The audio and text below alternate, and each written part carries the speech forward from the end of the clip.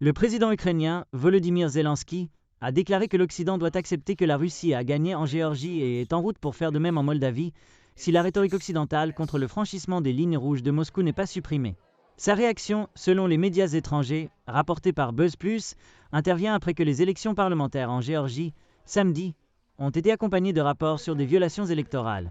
L'opposition a contesté son résultat et les alliés occidentaux ont déclaré que les irrégularités signalées devaient être enquêtées. Le parti au pouvoir pro-russe affirme avoir gagné. Nous devons accepter que la Russie a gagné en Géorgie. D'abord, ils ont pris une partie de la Géorgie, puis ont changé la politique, le gouvernement. Et maintenant, la Géorgie a un gouvernement pro-russe, a déclaré Zelensky dans une vidéo publiée mercredi. Une autre ancienne république soviétique, voisine de l'Ukraine, la Moldavie, tiendra le second tour des élections présidentielles dimanche après que le président pro-européen n'a pas réussi à obtenir plus de 50% des voix. Le premier tour a eu lieu simultanément avec un référendum sur la définition des aspirations de la Moldavie à rejoindre l'Union européenne dans la Constitution. Il a été remporté avec une petite marge. Les votes en Géorgie et en Moldavie ont été étroitement surveillés en Occident et ont été largement considérés comme un choix entre des pays optant pour un chemin européen ou revenant dans l'orbite de la Russie.